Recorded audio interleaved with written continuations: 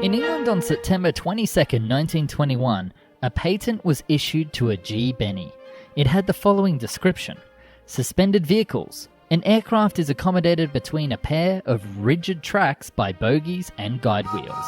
The vehicle may be reversible and may have lifting planes arranged longitudinally and adapted during travel to bear the weight of whole or part of the car. Separate propellers are provided, one being stopped and the other started to stop the car. This strange-sounding vehicle described in the patent would be known as the Benny Railplane. It was a form of rail transport that was both inspired, revolutionary, and perhaps a little too ahead of its time.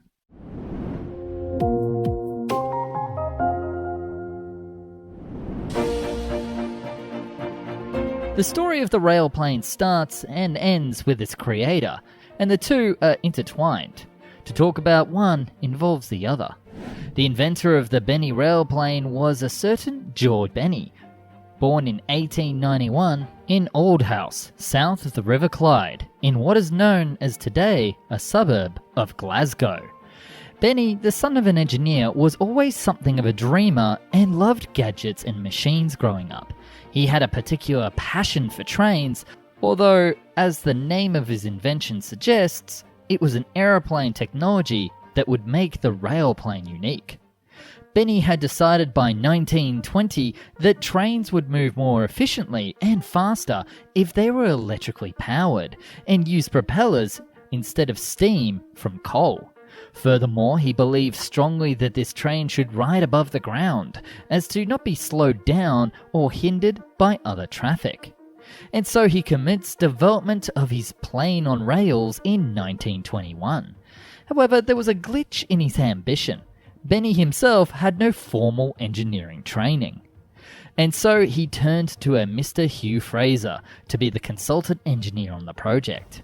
Benny was convinced that his invention would free up room for freight traffic on Britain's increasingly congested railway system, which often resulted in delays for commuters.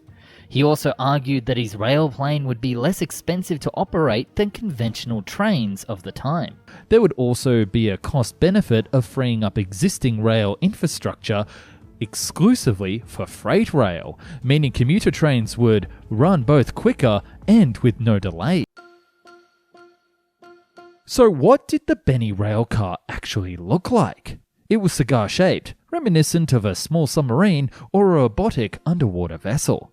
For its time, it was cutting-edge in design and could be described as elegant and streamlined, looking also somewhat like an airship gondola, a smaller, less blimp version of a Hindenburg. The mechanics of the rail car were fairly simple. It ran along the underside of an overhead monorail, very much like monorail seen at airports and amusement resorts today, and had two bogies with wheels, also known as trucks, which you'll remember were referred to in the patent, that were attached to the top rail so the rail car could be held securely in place. Wheels which rested on another rail would be suspended 16 feet above the ground. These wheels helped stabilize the train when in motion. Critically for its design, the rail car would be moved by propellers powered by onboard motors. The Benny rail car had two aircraft propellers, one on each end. The propellers could be reversed, and it was these two aircraft propellers that not only made the train unique in design concept, but also gave it its name, the railplane. The train also featured a braking system on the top that would hold the train steady at stations. The propellers were integral to the braking system as well, as the railplane would come to a halt when they were reversed. Each car or carriage was designed to carry a maximum of 48 people, although the first and only prototype had seating for far fewer. To create a prototype back in this era, it was rather a challenge for Benny. Parts for the Benny railplane prototype were built at the Darmore Works of William Beardmore and Company Limited in the village of... just pause the production here. There is no way I'm going to be able to pronounce the name of this place. I'm going to give it a go, but please don't hate me in the comments. Itchinnan in Renfrewshire, to the west of Glasgow. Beardmore and Company had been the manufacturers of the R-34 airship, which made sense since the railplane was heavily based on existing aircraft technology.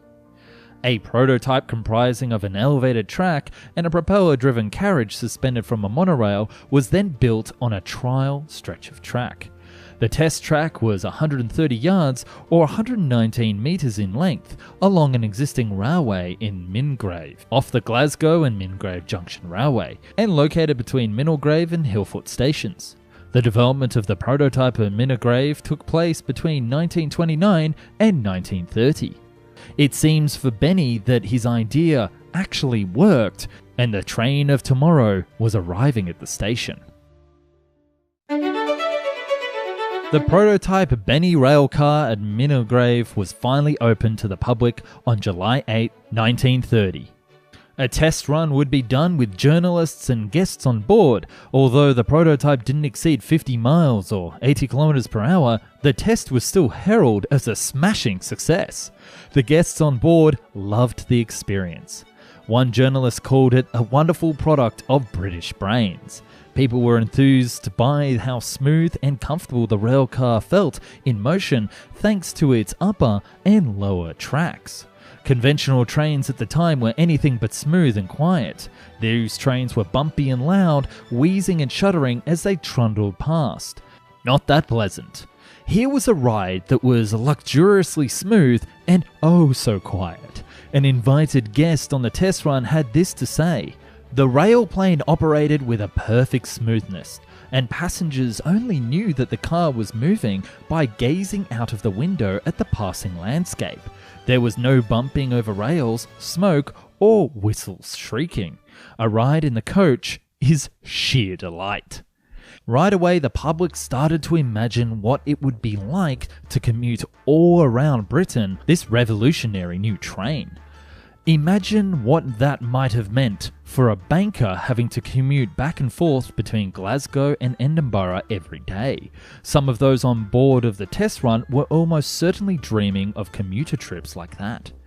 As for the prototype sitting at Minnelgrave, it fell into disrepair and was eventually dismounted and sold for scrap in 1956. Benny would die 1 year later at a nursing home in Epsom, alone and allegedly penniless. John Messner, the curator of transport and technology at Riverside Museum in Glasgow, had this to say about Benny and his dream of a high-speed railcar. "It never really left him. George Benny was clearly a tenacious dreamer and a man of vision. He was indeed a true son of Scotland, a country renowned for its inventors and innovators." Today, it's easy to look back and see that Benny was clearly right that the future of rail transport involved high-speed technology concepts. By taking the very best ideas from aircraft and applying it to trains, such as aerodynamics and electric engines, one could really see that the train of the future was already waiting with the aeroplane. I think that he would be happy to know today, looking down on the world, that many other countries have embraced this idea and created incredibly fast trains like those in Japan and across Europe. For Benny, that was his dream. And it's nice to see that for aviation and train fans alike, that there really was a synergy of technology between the two to bring one man's dream true.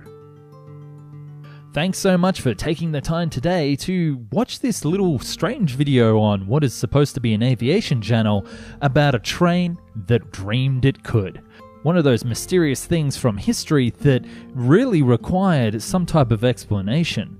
And I'm glad that I had the opportunity here on the channel to bring to you this part of history.